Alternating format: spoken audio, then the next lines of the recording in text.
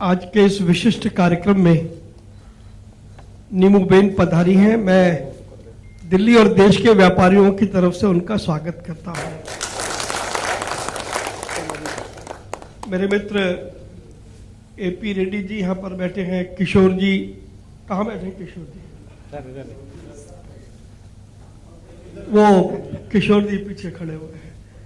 किशोर जी हैं, सुरेंद्र वत्स जी हैं और मेरे बहुत ही परम मित्र राजीव गुप्ता जी यहाँ पर बैठे हैं। सबसे पहले तो मैं नीमूबेन से और बाकी आप सब लोगों से माफी मांगता हूँ कि मैं प्रोटोकॉल तो ये कहता है कि मेंबर ऑफ पार्लियामेंट को मंत्री को रिसीव करना चाहिए, तो प्रोटोकॉल मैं निभा नहीं पाया। बहुत सारी मीटिंग्स थी और मैं चला तो सही समय पर था और गुड़गांव से यहाँ आने में 1.25 घंटा लग गया, तो मैं लेट हुआ, उसके लिए मैं माफी मांगता हूँ। हेम पांडे जी के साथ मुझे एक लंबे अरसे तक काम करने का मौका मिला है।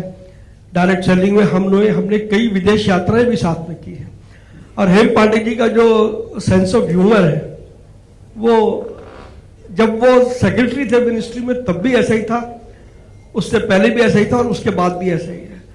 और हेम पांडे जी निश्चित रूप से मैं कह सकता हूं कि वो इंडस्ट्री के मेंटोर हैं और हेम पांडे जी ने बहुत मेंटोर किया है इंडस्ट्री को। इससे पहले कि मैं अपनी बात कहूं, मैं 2-3 छोटे-छोटे परिचय आपको कराना चाहता हूं। मेरे साथ हमारी confederation of all India traders के, जो कि देश में 9 करोड़ व्यापारियों को रिप्रेजेंट करती है और 48,000 से ज्यादा ट्रेड फेडरेशंस हमारे मेंबर एसोसिएशन है अक्रॉस कंट्री। तो हमारी फेडरेशन के, हमारी कन्फेडरेशन के वाइस चेयरमैन श्री सत्यभूषण जैन जी मेरे साथ यहाँ पर मौजूद है, मैं उनका स्वागत करता हूँ। All India mobile retailers association के प्रेसिडेंट कैलाश लखियानी जी हैं। देश में 8 लाख रिटेलर जो मोबाइल के हैं वो उनका प्रतिनिधित्व करते हैं। कैट की हमारी नेशनल वाइस प्रेसिडेंट जो मुंबई से आई हैं अनुजा गुप्ता, जो एक लाइफ कोच भी है, वो यहाँ पर मौजूद है।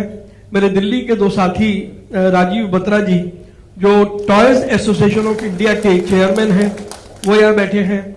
मेरे मित्र मुकेश तुली जी जो रियल एस्टेट डेवलपर एसोसिएशन के चेयरमैन हैं, वो यहाँ पर बैठे हैं।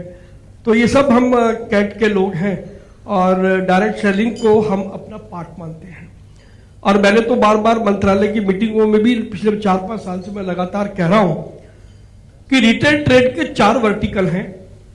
एक वर्टिकल कॉर्पोरेट रिटेल है, एक वर्टिकल हम है जो मेन लाइन है, एक वर्टिकल ई कॉमर्स है और एक वर्टिकल उसका डायरेक्ट सेलिंग है। तो इसी नाते से हम सब लोगों ने मिलकर के काम किया है और आज मैं इस बात को कह सकता हूं कि डायरेक्ट सेलिंग को जो रिकॉग्निशन मिलनी चाहिए थी वो अब धीरे धीरे माननीय प्रधानमंत्री नरेंद्र मोदी जी के आग्रह के बाद अब वो मिलनी शुरू हो गई है। डायरेक्ट सेलिंग की पॉलिसी बन गई है, डायरेक्ट सेलिंग के रूल्स बन गए हैं और जो एक्ट पार्लियामेंट में आया था जिसमें डायरेक्ट सेलिंग को एमएलएम के साथ जो इनिशियल जो आया उसमें एमएलएम के साथ जोड़ा गया। लेकिन मैं धन्यवाद करता हूं माननीय गृह मंत्री श्री अमित शाह जी का कि पार्लियामेंट में बिल आने के बाद, अमित शाह जी के इंटरवेंशन के बाद वो डिस्टिंक्शन उन्होंने खत्म कर दी और अब डायरेक्ट सेलिंग को एमएलएम नहीं माना जाता है। तो ये, लेकिन इसका प्रयास खाली कोई हम अपने नेताओं को तो ऐसा नहीं है, आपकी इंडस्ट्री में सभी लोगों ने बहुत काम किया है। मैं तो पिछले 15 सालों से इस इंडस्ट्री के साथ काम कर रहा हूं, तो मैंने देखा है कि आप सबने बहुत मेहनत से काम किया है। एक बात जरूर थी जो मैंने आज से 1.5-2 साल पहले कहा था, जब रोहित सिंह जी जो अब उस वक्त हमारे कंज्यूमर अफेयर्स मिनिस्ट्री के सेक्रेटरी थे, मैंने कहा था कि सरकार की मदद चाहिए तो आपको पहले परसेप्शन बदलना पड़ेगा। डायरेक्ट सेलिंग के बारे में जो परसेप्शन था वो ये था कि ये पोंजी स्कीम का काम करते हैं, ये एमएलएम का काम करते हैं, जबकि आप सब लोगों का फॉर्मेट उससे बिल्कुल हट करके है। और मैं इस बात के लिए बधाई दूंगा कि जिस दिन ये चर्चा हुई उस दिन के बाद से आप सब लोगों ने मेहनत की है और मैं ये निश्चित रूप से कह सकता हूं, वैसे तो आदरणीय नीमूबेन यहां पर बैठी हैं, सरकार में ये परसेप्शन चेंज हुआ। अगर ये परसेप्शन चेंज ना होता तो पार्लियामेंट में प्रस्तावित किए हुए बिल के अंदर फिर परिवर्तन अक्सर ऐसा होता नहीं है कि जो बिल पार्लियामेंट में आ जाए तो फिर उसमें चेंज नहीं होता, उसमें अमेंडमेंट नहीं होता। तो परसेप्शन सरकार का बिल्कुल चेंज हुआ। और मैं यहां तक समझता हूं, क्योंकि आदरणीय नींबूबेन यहां पर बैठी हैं, प्रधानमंत्री नरेंद्र मोदी जी के नेतृत्व में जो हमारा व्यापारी है, जो हमारा जो एंटरप्रेन्योर है, जो सेल्फ काम करना चाहता है, क्योंकि प्रधानमंत्री जी बार बार कहते हैं कि हमें जॉब सीकर नहीं बनना है, हमें जॉब क्रिएटर बनना है। तो आप सब लोग जो यहां पर बैठे हैं, आप सब लोग जॉब क्रिएटर हैं। इस नाते से आप सबकी भूमिका भारतीय अर्थव्यवस्था में एक बहुत बड़ी महत्वपूर्ण भूमिका है। कंसल्टेशन लगातार सरकार करती आई है और ये बड़ा चेंज, सुरेंद्र वंश जी यहां बैठे हैं, राजीव गुप्ता जी यहां बैठे हैं, 2014 से पहले कंसल्टेशन नहीं होती थी, लेकिन 2014 से जब से नरेंद्र मोदी जी की सरकार आई है, कंसल्टेशन के दौर हुए हैं। और डायरेक्ट सेलिंग के बारे में मुझे मालूम है 10-10 बार आप सब लोगों से बातचीत सरकार ने उस वक्त की। मैं तब आपके साथ था, अब मैं आज भी आपके साथ हूं, बट तब मैं टेबल के उस तरफ था, अब मैं टेबल के उस तरफ भी हूं और टेबल के इस तरफ भी हूं। तो मैं कोई अपनी सरकार का बखान नहीं कर रहा, ये इतिहास है, ये रिकॉर्ड है, क्योंकि मैं लगातार पिछले 35 सालों से व्यापारियों की समस्या उठाता रहा हूं। मैंने देखा है कि 2014 से पहले कंसल्टेशन होती नहीं थी और मंत्री से समय मांगो तो समय नहीं मिलता था, लेकिन 2014 के बाद व्यापारियों के साथ लगातार कंसल्टेशन हुई है। एक एक विषय पर सरकार ने दिल खोल करके कंसल्टेशन की है, और अगर वो ना किया होता तो डायरेक्ट सेलिंग के रूल्स नहीं आते। तो अभी जो बाकी थोड़ा बहुत काम बचा है, मैं आपसे यह आग्रह करूंगा, हम सब लोग तो आपके पूरी इंडस्ट्री के साथ में ही है, कि फॉर्मेट आप बना लें कि आपको अब बाकी क्या बच गया। आपका काफी कुछ बचा है, लेकिन क्या बच गया और उसको पाने का रोड मैप क्या है। जब तक हम ये नहीं बनाएंगे तो हम हवा में लाठी घुमाते रहेंगे, हाथ में कुछ आना जाना नहीं है। तो मैं निश्चित रूप से आपको ये कह सकता हूं कि इसको करने के लिए आप सब लोग सक्षम हैं।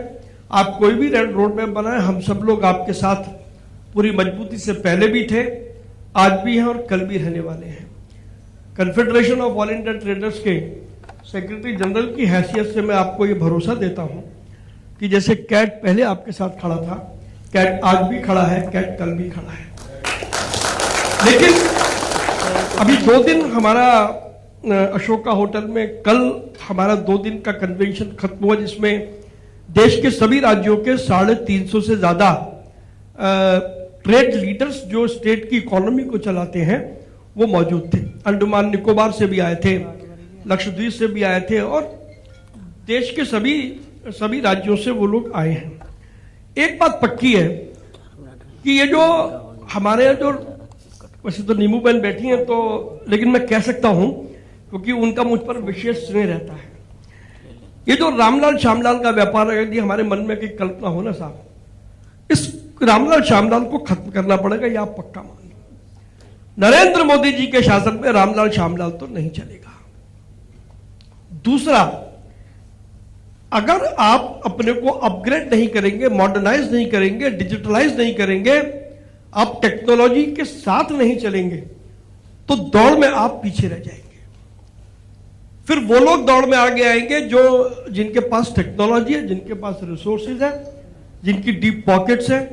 तो कल फिर ये ना कहें कि क्योंकि हम कुछ नहीं कर रहे, दूसरा आ गया और हम इसी बात की शिकायत करते रहेंगे। हमने बाकी ई कॉमर्स के सेक्टर में हम लोगों ने जहां बड़ी कंपनियों को हमने निशाना बनाया, अभी सीसीआई की रिपोर्ट आई है, सीसीआई ने साफ साफ दो बड़ी कंपनियों को यह कहा कि इन्होंने गड़बड़ करी है, लेकिन उसके साथ साथ हमने ये भी कहा कि हमारे व्यापारियों को भी अपग्रेड और मॉडर्नाइज होने की जरूरत है, और हम उसके लिए एक एक स्टेट में जाकर के हम स्किल डेवलपमेंट के कार्यक्रम चला रहे हैं। टेक्नोलॉजी क्या है, हम मेटा के साथ हमने मिलके सोशल कॉमर्स, व्हाट्सएप को आप कैसे यूज कर सकते हैं व्यापार के लिए, हम उसकी वर्कशॉप चलाते हैं। मास्टर कार्ड के साथ मिलकर के हम डिजिटल पेमेंट का एडॉप्शन और एक्सेप्टेंस कैसे हो, हम वो काम करते हैं। स्टेट बैंक ऑफ इंडिया और HDFC बैंक के साथ मिलकर के देश की बैंकिंग से आपको कैसे लाभ हो सकता है डिजिटली, हम उस पर काम कर रहे हैं। ऐसे बहुत सारे काम हम पूरे देश में कर रहे हैं। तो मैं FDSA को जरूर ये कहूंगा, हालांकि तो आप तो खुद ही टेक्नोलॉजी के ज्ञाता हैं, लेकिन टेक्नोलॉजी का जितना प्रसार आप अपने डिस्ट्रीब्यूटर्स के मध्य में कर पाएंगे तो वो आपकी इंडस्ट्री को उससे फायदा मिलेगा, ऐसा मेरा मानना है। तो आज के इस मौके पर मैं आपको बधाई देता हूं कि, लेकिन आपने शब्द बड़ा गलत यूज किया। जैसे होता है ना 13वीं,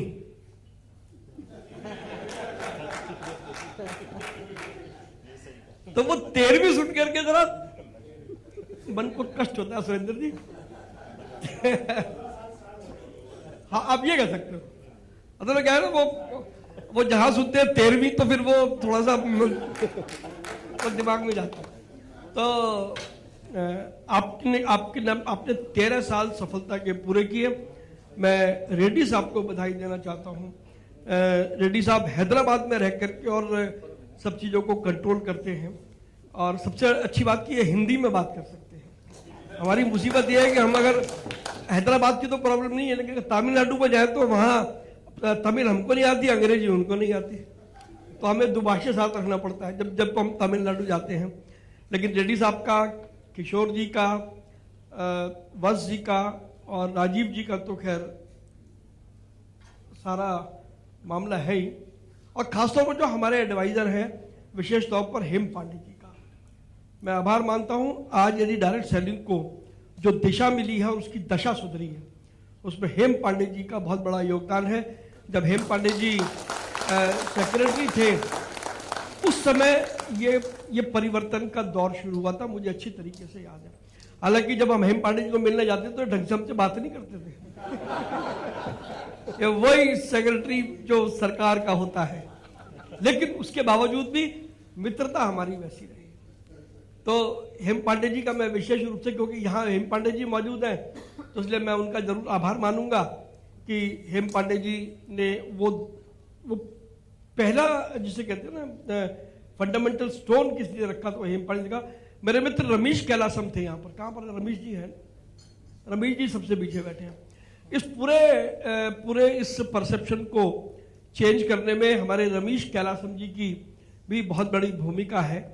तो सब लोग जिन्होंने इसके लिए काम किया, मैं उन सबको बहुत बहुत धन्यवाद देता हूं, बधाई देता हूं, और मैं उम्मीद करता हूं कि जो आपके बाकी के 25 साल पूरे होने में जो 12 वर्ष हैं, वो काम आप 6 साल में कर लो, तो हम 6 साल बाद ही आपकी 25वीं मना दें। और आपने जो इतने मुझे मालूम है बहुत तकलीफें झेलनी पड़ी हैं, तो मैं 4 पंक्तियां आपको आपकी उस शिद्दत को मैं समर्पित करता हूं कि हमने डाले बीज प्यार के, हमने डाले बीज प्यार के, उसने कांटे बोए, उन कांटों से लिपट लिपट हम रात रात भर रोए, जीवन भर के दर्दों का जवाब हो गए। यानी कि जो आपने पूरे 13 साल में जो यात्राएं सही हैं, मुझे उसका अनुभव है कि जीवन भर के दर्दों का जवाब हो गए, और कांटे सहते सहते हम गुलाब हो गए, कांटे सहते सहते हम गुलाब हो गए।